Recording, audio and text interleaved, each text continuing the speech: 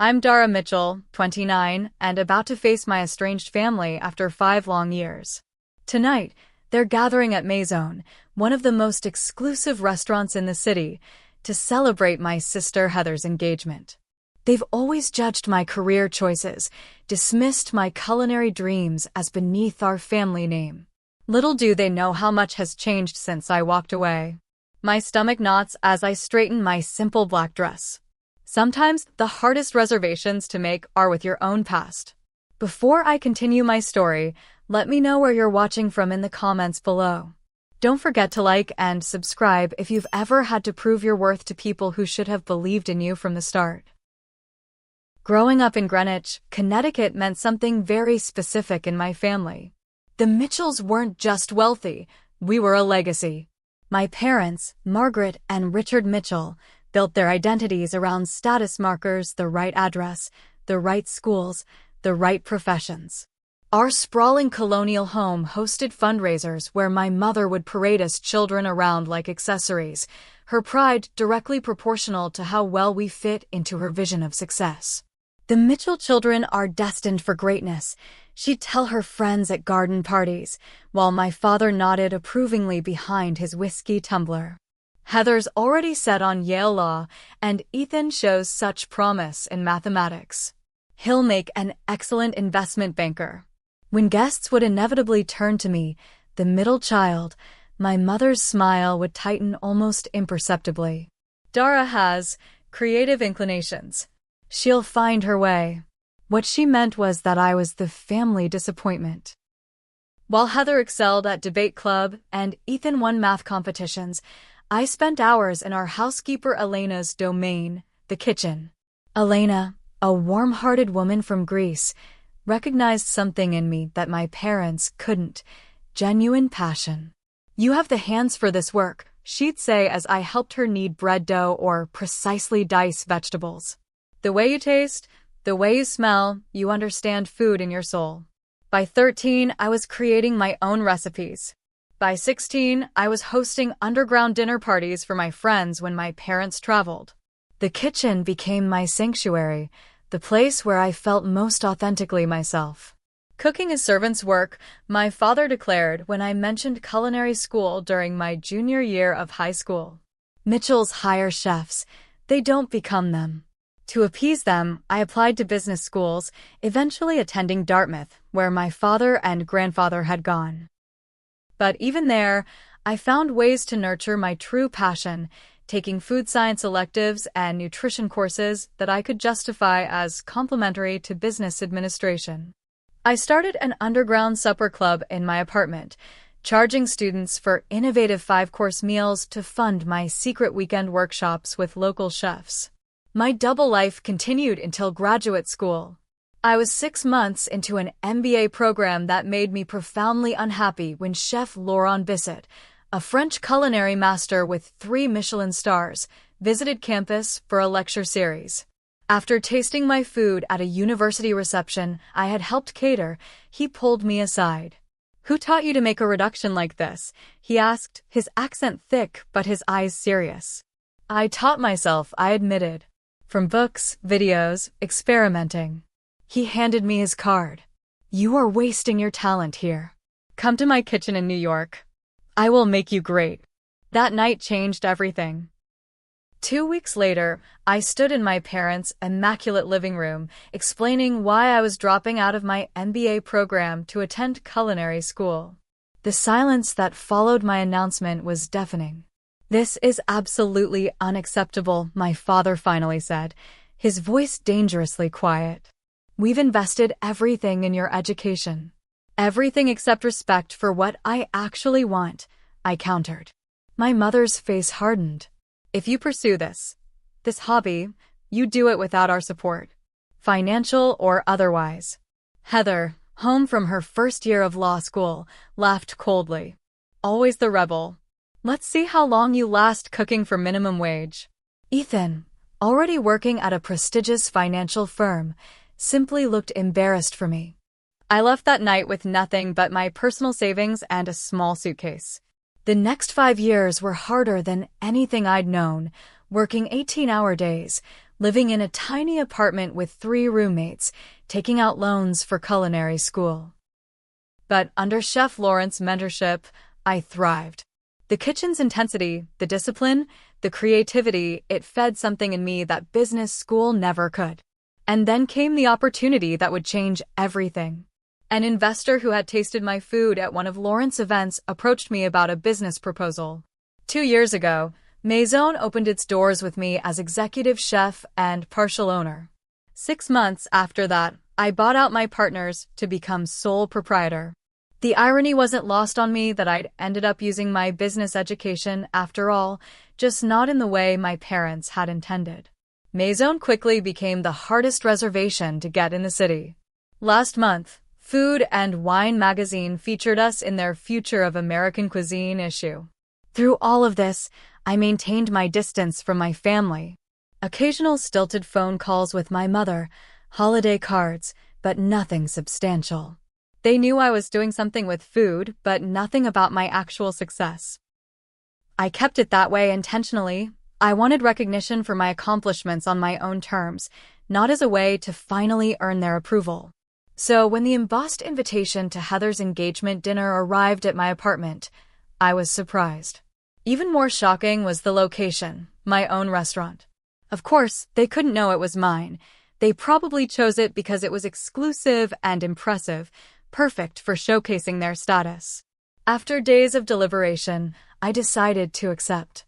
Not to seek validation, but perhaps to finally close a chapter. 5 years of distance had given me perspective. I was secure enough in my success now to face them without crumbling under their judgment. What I hadn't anticipated was how it would feel to watch them dine in my establishment, criticizing the very dishes I had poured my heart into creating. But that was exactly what awaited me as I pushed open the heavy glass doors of Maison that evening, ready to play the role of the struggling black sheep one last time. The familiar scent of Maison enveloped me as I stepped through the doors, saffron, reduced wine, the subtle perfume of fresh herbs that I insisted on having delivered twice daily. Usually, this aroma centered me, reminded me of everything I'd built. Tonight, it only intensified my anxiety. I'd chosen my outfit carefully, a simple black dress that was actually Diane von Furstenberg, accessorized with a single strand of pearls that had belonged to my grandmother. Understated elegance that my status-conscious family would likely misread as trying too hard with limited means. My hair was pulled back into a sleek chignon, another detail they would probably interpret as me not being able to afford a proper styling. Marcus, my most senior server, spotted me immediately. His eyes widened slightly in question. I rarely came in through the front entrance as a guest. I gave him a subtle shake of my head and mouthed, "Not yet." He nodded discreetly and continued with his duties. From the entryway, I could already see them. They had requested the center table, of course they had, and were arranged like a tableau of affluence. My mother in Chanel, my father examining the wine list with exaggerated concentration, Heather draped in what looked like new season Gucci. Next to her sat a man I didn't recognize, Bradley, presumably, with slicked-back hair and a watch that caught the light every time he moved his wrist. Ethan and his wife Allison completed the picture, both in business attire as though they'd come straight from important meetings. Celeste, my hostess, approached with a warm smile. "Good evening, Ms." She caught herself just in time. "Your party is already seated. May I show you to their table?" "Thank you, Celeste," I murmured, appreciating her discretion. As we approached, my mother noticed me first. Her eyes performed the quick assessment I remembered from childhood. A head-to-toe scan that calculated the approximate value of my appearance and found it wanting. "Dara," she said, rising to air-kiss my cheeks. "You've finally arrived. We were beginning to wonder." "I'm exactly on time, Mother," I replied, checking my watch. 7:30 on the dot. My father stood, giving me a stiff hug that ended with an awkward pat on the back. "You look healthy," he offered, which in Mitchell speak meant I hadn't maintained the borderline unhealthy slenderness prized in our social circle. Heather barely bothered to stand, offering her cheek for me to kiss.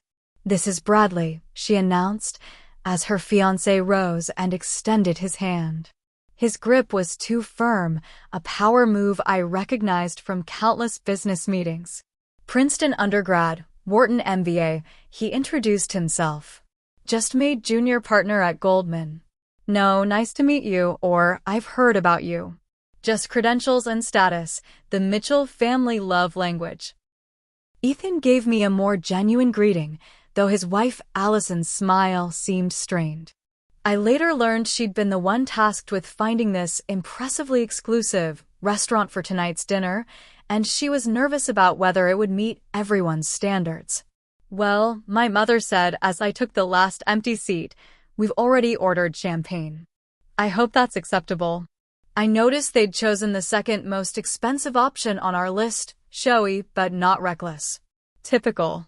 Around us, the restaurant hummed with the energy I'd worked so hard to cultivate. The lighting was dim enough for intimacy, but bright enough to appreciate the artful plating of each dish. The sound level perfectly balanced conversation and privacy.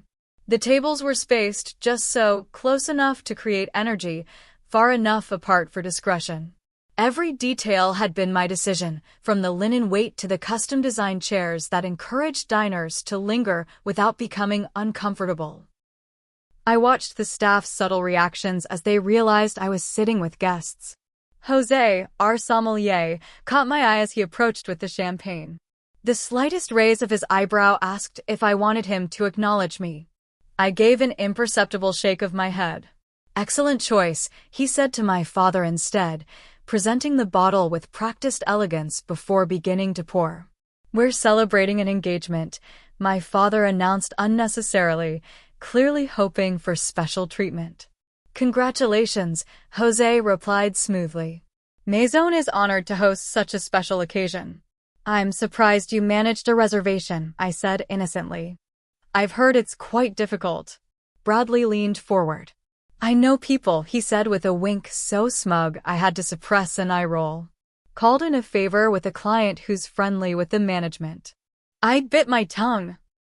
The client was likely Craig Winters, one of our regular investors who occasionally requested tables for business associates. I made a mental note to speak with him about Bradley. "Well, aren't you resourceful?" I murmured, raising my champagne flute. "To Heather and Bradley," my father declared. "A perfect match and a brilliant future." We clinked glasses, and I took a small sip, noting that the champagne was served at the precise temperature I had trained my staff to maintain. "So," my mother began, setting down her glass and fixing me with her attention. "Tell us what you've been up to these past few years. You've been so mysterious." The table's focus shifted to me, 5 pairs of eyes evaluating, ready to judge. "I've been working in food," I said simply. "Learning, growing." Still with that cooking phase, Heather sighed, as though I'd admitted to a regrettable addiction. "I thought surely by now you'd have moved on to something more substantial." "Not everyone can handle the corporate path," Ethan added, managing to make his defense sound like criticism. Bradley looked confused. "What exactly do you do? Line cook? Catering?" "Various roles," I answered vaguely. "I've worn many hats." "Well, we're just glad you're managing to support yourself," my mother said with a fake graciousness I knew so well. "Though we've always said our door is open if things get too challenging." I noticed Jessica, one of our most experienced servers, approaching with the amuse-bouche, a bite-sized sphere of compressed watermelon topped with fermented black garlic and a microgreen I had sourced from a specialized urban farm. "Compliments of the kitchen," she announced, carefully placing one before each diner. Her eyes met mine briefly, a flash of loyalty before she slipped back into professional mode. "Is this all?" Heather asked, examining the single bite with disappointment. "I'm famished." "It's an amuse-bouche," I explained. "A palate opener. The meal hasn't actually started yet." "I know what an amuse-bouche is, Dara," she snapped. "I'm not culturally illiterate just because I chose law instead of playing with food." I watched as they each tasted my creation. My mother took the smallest possible bite, ever conscious of calories. My father popped the whole thing in his mouth, barely pausing to taste it. Ethan and Allison at least seemed to appreciate it, while Bradley made a show of analyzing the flavors like a wine connoisseur, using terms that made no culinary sense. Only Heather left hers untouched. "I don't do raw garlic," she declared. Though the black garlic was far from raw, it had been fermented for 60 days in a temperature-controlled environment, a process I had perfected after 3 years of experimentation. As our server cleared the plates, I caught the flash of disappointment in her eyes at Heather's untouched creation. In that moment, I felt protective. Not of myself, but of my staff who took such pride in our work. I had built Maison not just as a restaurant, but as a family of sorts, one bound by shared passion rather than DNA. The evening was just beginning, but already I could feel the old dynamic settling in. I was the outsider, the one who had chosen the wrong path, whose choices needed justification. But unlike the Dara of 5 years ago, I now sat at this table with a secret strength, one that would soon turn this entire dynamic on its head. "So tell us about the wedding plans," I said, deliberately shifting attention back to Heather as our first course arrived, a delicate composition of heirloom tomatoes, house-made ricotta, and basil oil that had taken me months to perfect. Heather brightened immediately. "We've booked St. Thomas Church, of course. Reception at the plaza. For 100 guests, though Mother thinks we should cut it to 350.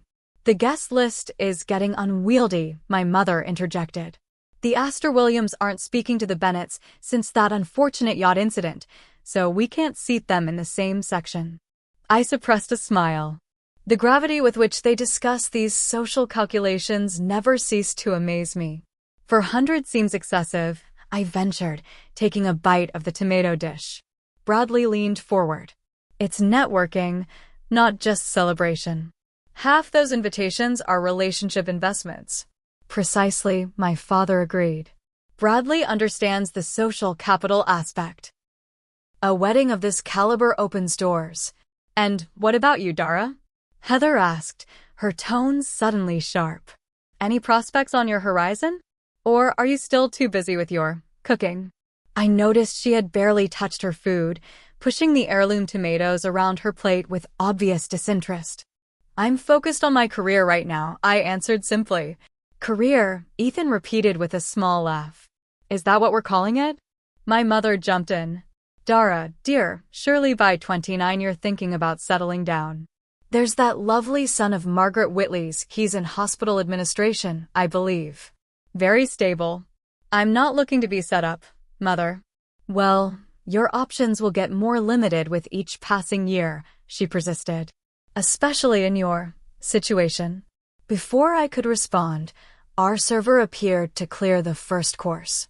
I'd barely registered the taste of my own creation, too tense to properly enjoy it. "Is there a problem with the dish?" Jessica asked Heather, noting her nearly full plate. "Too acidic," Heather replied dismissively. "And the tomatoes could have been riper." I bit my tongue.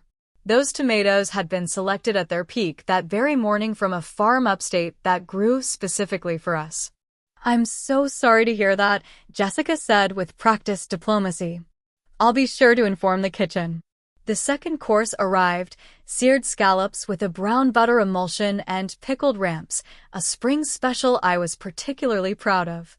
As the plates were set down, I watched my family's reactions.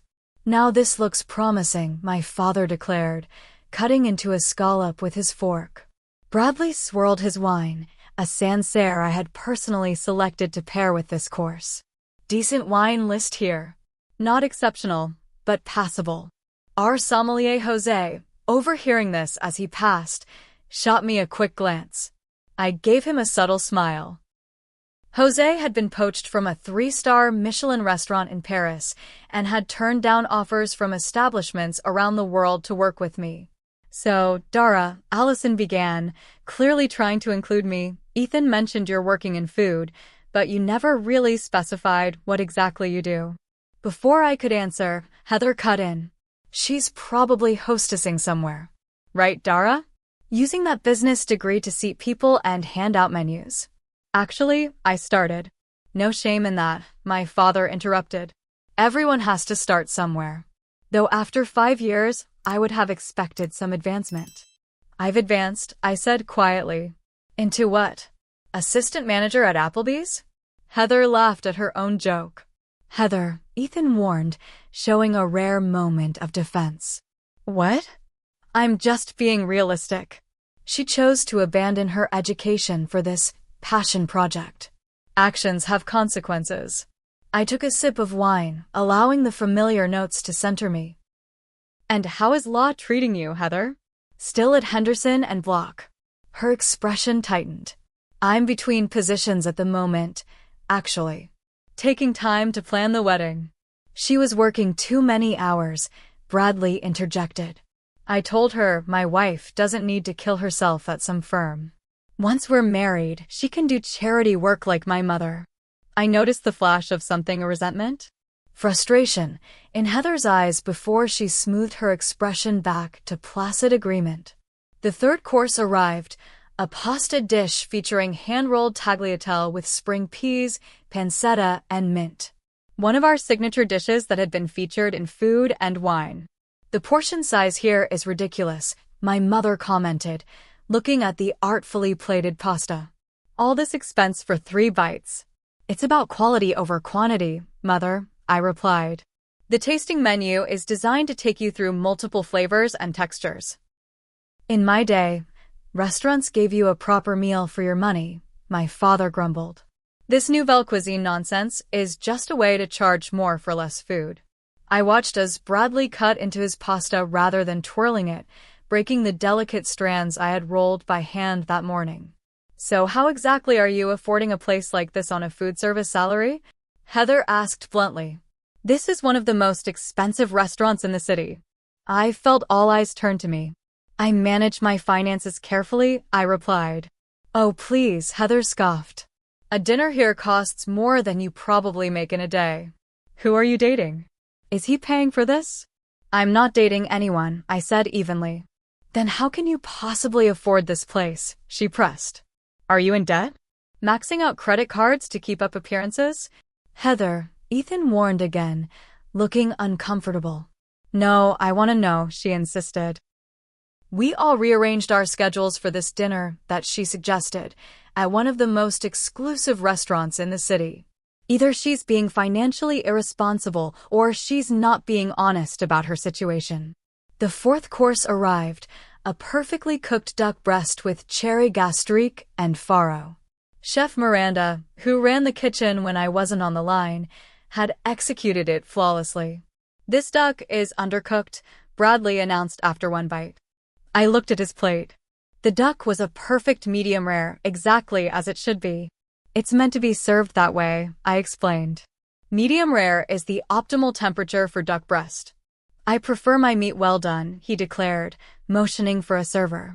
When Jessica approached, he spoke without looking at her. This is raw. Take it back and cook it properly. I saw the flash of annoyance in Jessica's eyes, quickly masked by professional courtesy. Of course, sir. My apologies. As she took his plate, I caught her eye and gave a slight nod. She would know to have the kitchen prepare a new breast rather than ruining the existing one by overcooking it. Really, Dara, my mother said once Jessica had gone, you still haven't answered Heather's question. How are you affording this dinner? The tension at the table was palpable now. I could feel the familiar tightness in my chest, the same feeling I'd had during countless family dinners growing up, the sense of being cornered, judged, and found wanting before I'd even had a chance to speak.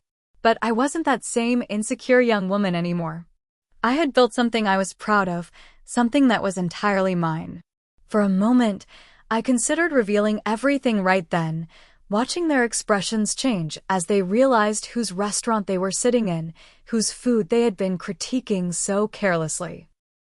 Before I could decide, Bradley's overcooked duck returned, now lacking all the tenderness and complexity it had originally possessed. Much better, he declared after one bite, though I could see from across the table that it was now dry and tough. My father signaled for the wine list again. Let's order another bottle. Something more impressive this time. As Jose approached with the leather-bound list, My father made a show of examining it, finally pointing to one of our most expensive options, a Bordeaux priced at over $800. This one should be adequate, he declared. I knew that bottle intimately. I had selected it during a trip to France last year, meeting with the vintner personally. It was spectacular, but completely wrong for the current course and the ones to follow. May I suggest something that might pair better with the remaining dishes? I ventured. My father waved me off. I think I know my wines, Dara. Jose caught my eye, silently asking for direction. I gave him a small nod, let my father have his way. This wasn't the hill to die on. As the evening progressed through the final savory course and into dessert, a deconstructed lemon tart that was one of my personal favorites, the jabs continued. Every dish met with some criticism. Every attempt I made to contribute to the conversation somehow twisted into evidence of my failure. By the time coffee was served, I felt emotionally drained. The double burden of enduring my family's condescension while watching them thoughtlessly critique my life's work was becoming unbearable. Then came the moment I'd been both dreading and anticipating, the check. Marcus approached with the black leather folder containing the bill, placing it discreetly in the center of the table. My father reached for it immediately, a reflex of patriarchal duty, but Bradley intercepted. Please, Richard, allow me, he said, with the practiced smoothness of someone who has turned even generosity into a power move. Consider it my treat to celebrate the occasion. My father made the expected token protest before acquiescing. I watched as Bradley opened the folder, his expression shifting from confident smile to barely concealed shock as he registered the total. Is there a problem? My father asked, noticing the change. No, Bradley recovered quickly.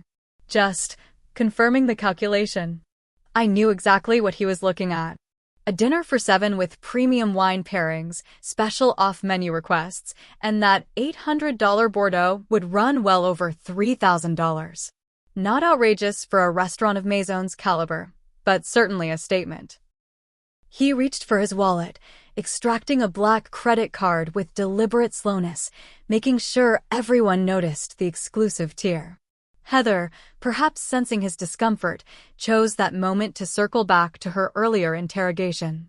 So, Dara, she said, her voice dripping with false sweetness, you never did explain how you're managing to contribute to this extravagant dinner. We wouldn't want you stretching yourself financially on our account. All eyes turned to me again. I could feel the familiar dynamic asserting itself, Heather the successful one, me the struggling disappointment. I can cover my portion, I said simply. Can you, though? She pressed, leaning forward. Because we all know what food service pays. Can you even afford this place? The table fell silent. The question hung in the air, so deliberately insulting that even my parents looked uncomfortable. Heather, my mother murmured, perhaps this isn't. No, I want to know, Heather insisted, eyes locked on mine. We've spent the entire evening pretending that everything's fine, that Dara's choice to throw away her education hasn't left her struggling. I think we deserve some honesty. I felt a hot flush rising from my chest to my face. 5 years of distance, of building my own life and success, and nothing had changed. I was still the family disappointment, still being asked to justify my existence. Bradley, perhaps sensing an opportunity to reassert control after the check shock, joined in. If you need help with your portion, just say so. No shame in that. I don't need help, I said, my voice tight. Then how exactly are you paying for this? Heather demanded. Because a meal here costs more than you probably make in a week.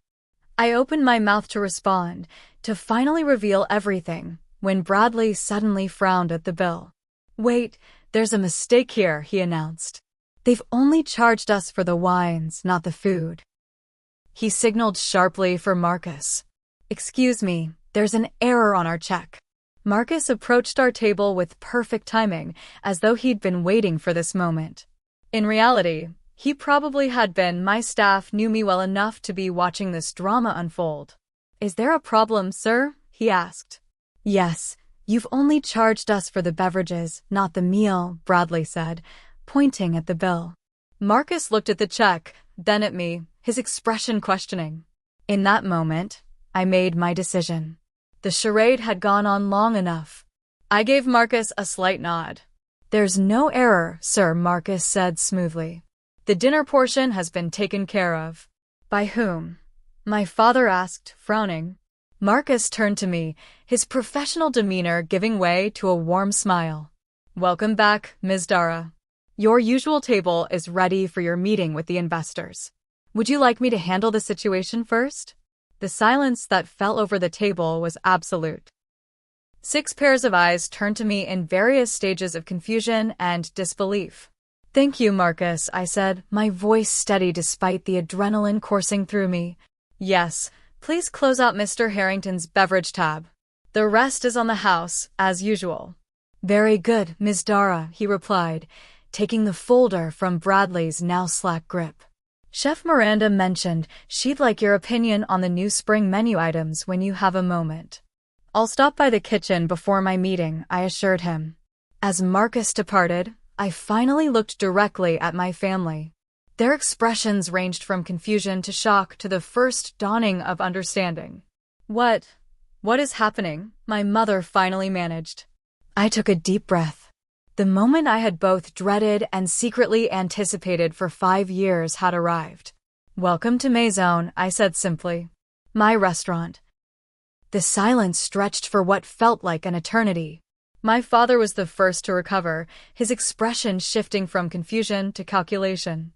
"Your restaurant," he repeated carefully. "You work here?" "No, father," I clarified, feeling a strange calm settle over me. "I own Maison. I'm the executive chef and sole proprietor." "That's impossible," Heather blurted. "This is one of the most exclusive restaurants in the city. It's been featured in major magazines." "Yes," I agreed. Food and Wine last month, Bon Appetit before that. The New York Times gave us 4 stars in their review last year." Bradley was staring at me as though I'd suddenly started speaking in tongues. But you said you worked in food." "You were vague about everything." "Because I wanted to see how you would treat me if you thought I was struggling," I explained. "And you've all made that abundantly clear tonight." My mother's hand fluttered to her pearls, her go-to gesture when socially destabilized. "Darling, why wouldn't you tell us about this achievement?" The way she emphasized achievement spoke volumes. Success made my choices retroactively acceptable in a way passion alone never could. "Would you like the full story?" I asked, looking around the table. Without waiting for an answer, I continued. "After I left 5 years ago, I moved to the city with what little savings I had. I rented a tiny room in an apartment with 3 roommates in Queens. For the first year, I worked 3 jobs: prep cook at a bistro from 5 a.m. to noon, line cook at a midtown restaurant from 1 p.m. to 10 p.m., and weekend shifts at a bakery. I took a sip of water, noting their uncomfortable expressions. I slept 4 hours a night. I had blisters and burns up and down my arms. I studied technique obsessively in my rare free moments. Chef Laurent, who had initially encouraged me to pursue culinary arts, took me under his wing. I became his sous chef within 18 months. Ethan was watching me with what appeared to be genuine interest. Allison looked impressed. My parents seemed frozen in a state of reassessment. 2.5 years ago, I was working a private event at Lawrence Restaurant. A guest, James Warren of Warren Capital, tried my special course and asked to meet the chef. He was surprised to find someone so young had created what he called the most innovative dish he'd tasted in years. I gestured around us. James became my first investor. We found this space, which was a failed nightclub at the time. I developed the concept, designed the menu, hired the staff, oversaw every detail from the lighting fixtures to the custom plateware. But the cost, my father said, his mind still seemingly stuck on the finances. A restaurant of this caliber in this location, it must have required millions. $3.4 million for the initial investment, I confirmed. James brought in 2 other investors. We opened to immediate acclaim, partly due to Lawrence's endorsement and industry connections. 6 months in, we were profitable. 3 months after that, I used the restaurant's success to secure a loan and buy out my investors. I've been sole owner for over a year now. That's why you suggested we meet here, Heather realized, her voice small. You knew all along. Actually, no, I corrected her. Allison chose this restaurant. Isn't that right, Allison?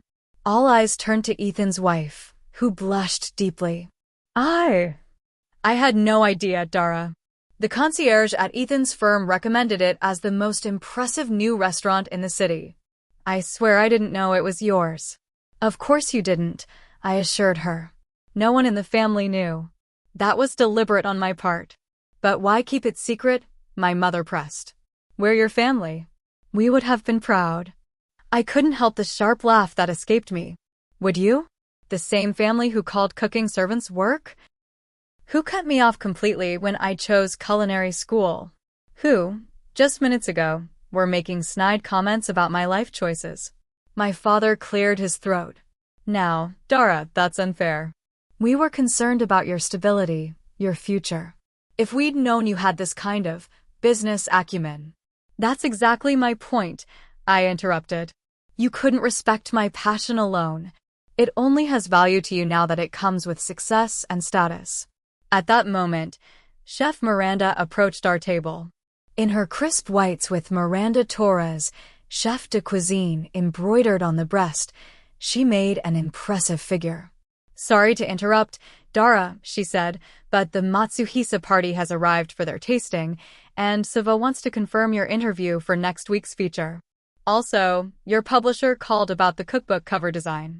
I nodded. Thank you, Miranda. Please tell them I'll be there shortly.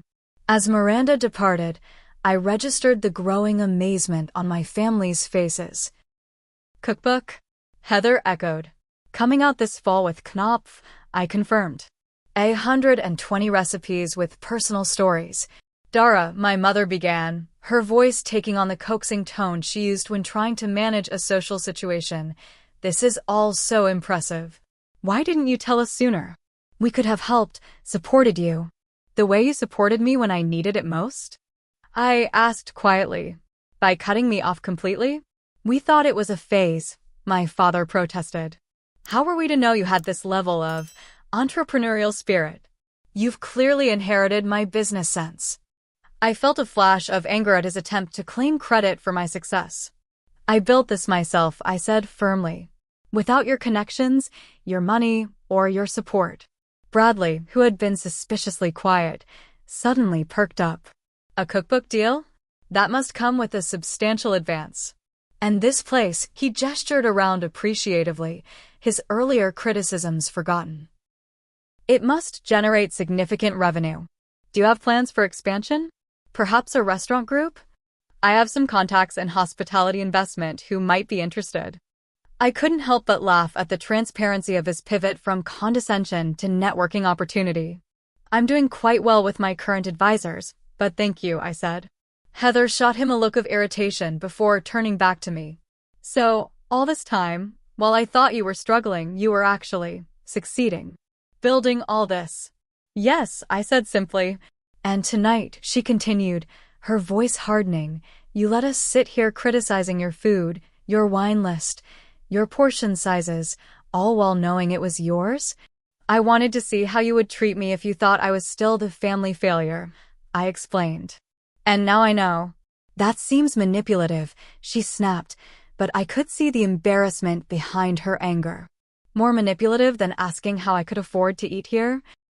Then suggesting I must be in debt or dating someone wealthy to afford a meal at this table. I countered. You weren't concerned about me, Heather. You were enjoying what you thought was your superiority. The restaurant had gradually emptied as we talked, the evening service winding down. Jose approached with a bottle.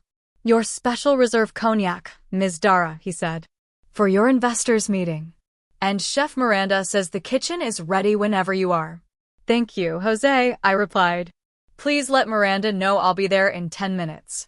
As he left, I turned back to my stunned family. I have a business to run, I said, rising from my seat. Thank you for coming this evening. Dara, wait, my mother said quickly. Don't leave like this. We should celebrate your success. Perhaps we could all have brunch this weekend? Catch up properly.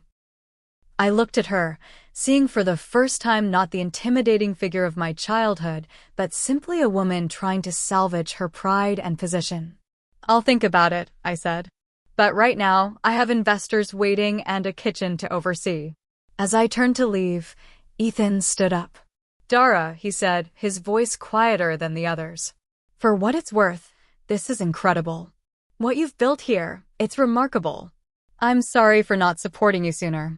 Of all the reactions, his felt the most genuine. I gave him a small nod of acknowledgement before walking away from the table where I had just changed the dynamics of my family forever. I had barely made it 10 steps when I heard the click of heels behind me. Turning, I found my mother hurrying to catch up, her perfectly composed facade beginning to crack. Dara, please, she said, lowering her voice. You can't just drop this revelation and walk away. We need to talk about this. I glanced toward the private dining room where my actual investors, a group discussing funding my second restaurant concept, were waiting. I have a meeting, Mother. Postpone it, she insisted. This is family. Family hasn't been a priority for you in 5 years, I replied, keeping my voice steady. My business commitments don't suddenly become optional because you finally decided my career is worthy of your attention. The rest of the family had followed her, creating an awkward cluster near the bar area. My father looked distinctly uncomfortable and used to not being in control of a situation.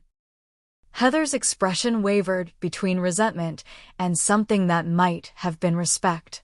Perhaps we could continue this conversation tomorrow, my father suggested in his problem-solving business tone. Dinner at our place? We have much to discuss, including how we might help you expand, Bradley added eagerly. My firm specializes in. I don't need your help, I interrupted firmly. I didn't build this place to finally win your approval. I built it because this is what I love, what I'm good at.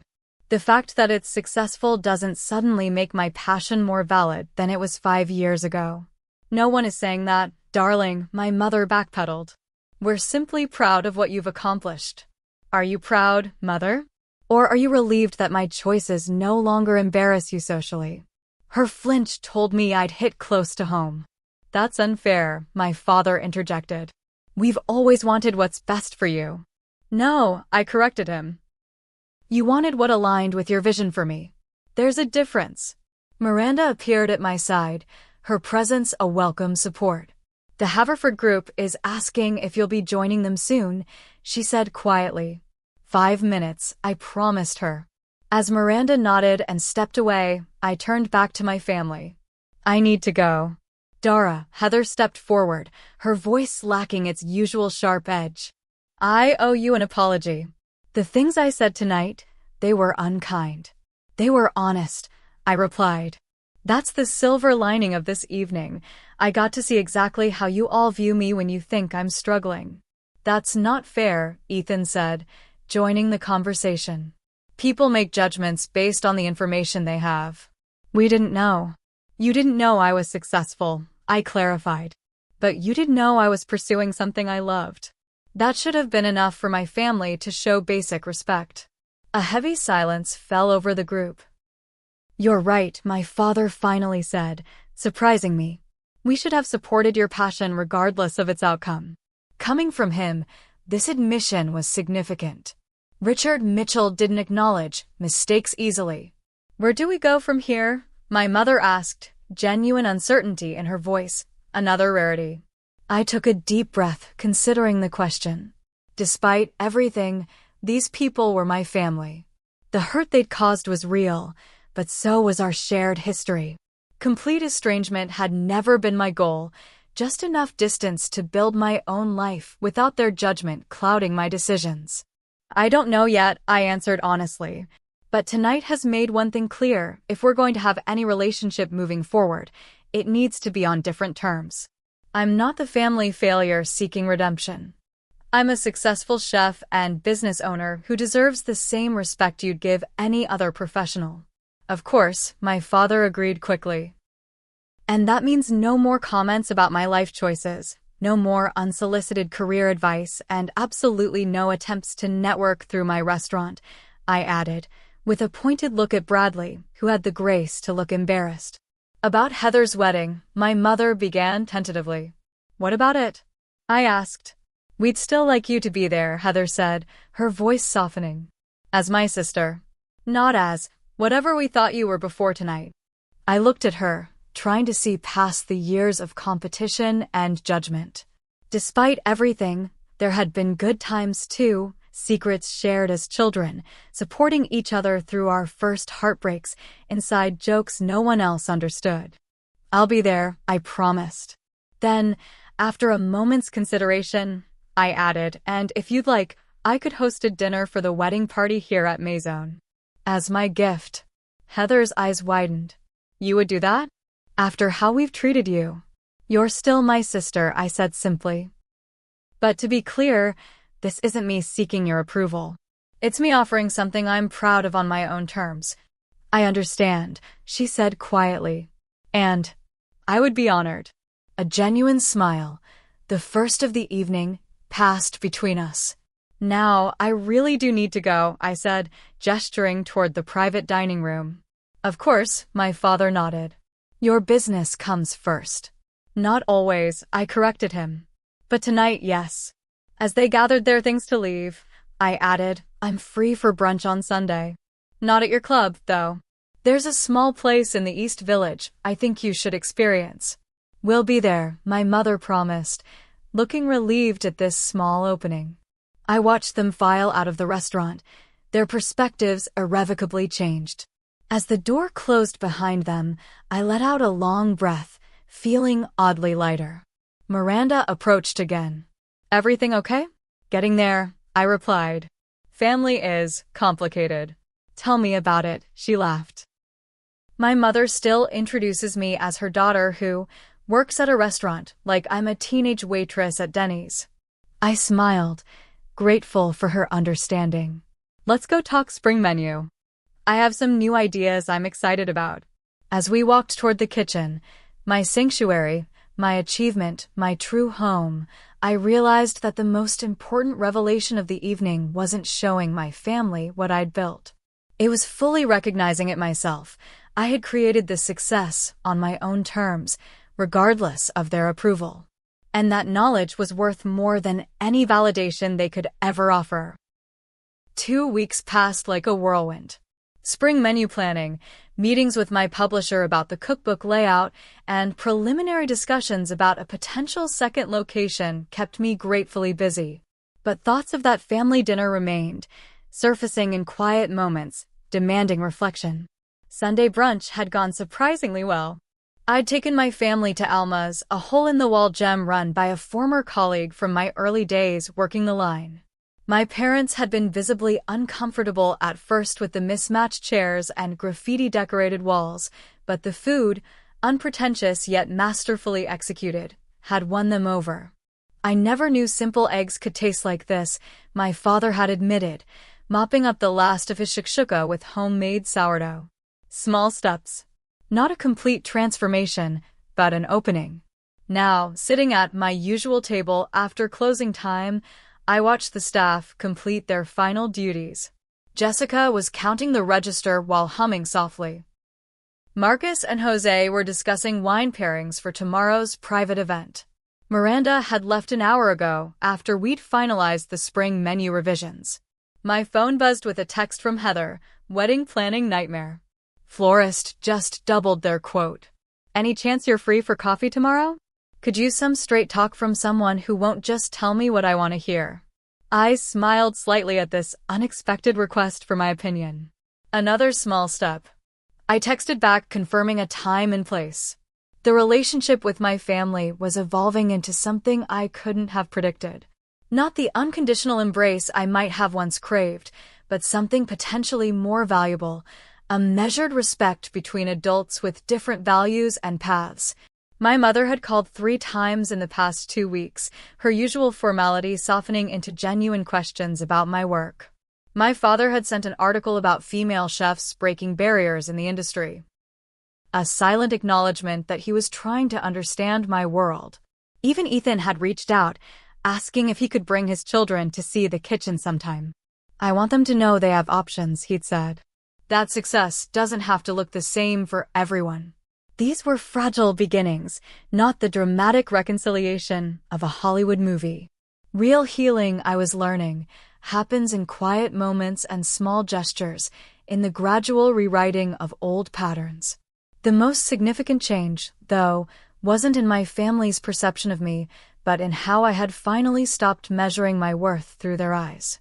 The validation I had once desperately sought from them now felt strangely unnecessary. I had proven myself not to them, but to myself. This realization had rippled through other areas of my life as well. I'd launched a mentorship program for young chefs from disadvantaged backgrounds, offering them the guidance and opportunity one had fought so hard to find. Every Saturday morning, the Maison kitchen transformed into a classroom for 8 aspiring culinary artists who reminded me of my younger self, passionate, determined, in need only of someone who believed in their potential. One of them, Zoe, had shown such promise that I'd offered her an apprenticeship. Watching her confidence grow with each new skill mastered brought a satisfaction different from any professional accolade I'd received. "Chef." Jessica's voice pulled me from my thoughts. "We're all set for closing. Anything else you need before we head out?" "No, thank you," I smiled. "You all did amazing work tonight." As the staff filed out, calling their goodnights, I remained at my table, notebook open to a blank page. I'd been trying to articulate the introduction to my cookbook, struggling to find words that captured my journey. In the quiet of the empty restaurant, I finally began to write. Food has always been my truest language. When words failed, I spoke through flavors. When paths seemed unclear, I followed my palate. The dishes in this book are more than recipes. They're chapters of a life lived in pursuit of authenticity rather than approval. 5 years ago, I stood at a crossroads between expectation and passion. Choosing the latter cost me dearly at first, but ultimately led to the richest feast I could have imagined. Not merely in professional success, but in the discovery that true wealth isn't measured by external validation or material achievement, but by the courage to honor your own voice, even when it speaks in whispers against the shouts of doubt. I set down my pen, the words finally flowing freely. Tomorrow would bring new challenges, a difficult vendor negotiation, Heather's wedding planning drama, finalizing the cookbook introduction. But tonight, in this moment of quiet reflection, I felt a profound sense of peace. The journey hadn't been easy. There had been nights of exhaustion, so complete I'd fallen asleep in kitchen corners during rare breaks. Burns and cuts that left scars still visible on my hands. Moments of doubt so intense I'd questioned everything. But I had persevered, not because I needed to prove my worth to others, but because I couldn't imagine living any other way. In choosing authenticity over approval, I'd found something more valuable than either success or family validation. I'd found myself. Have you ever had to choose between meeting others' expectations and following your own heart? I'd love to hear your stories in the comments below. Don't forget to like this video if it resonated with you, subscribe for more true stories of resilience and triumph, and share with someone who might need a reminder that the most important approval comes from within. Thank you for joining me on this journey, and remember, the most meaningful success is measured not by others' standards, but by the joy and purpose you find along your own path.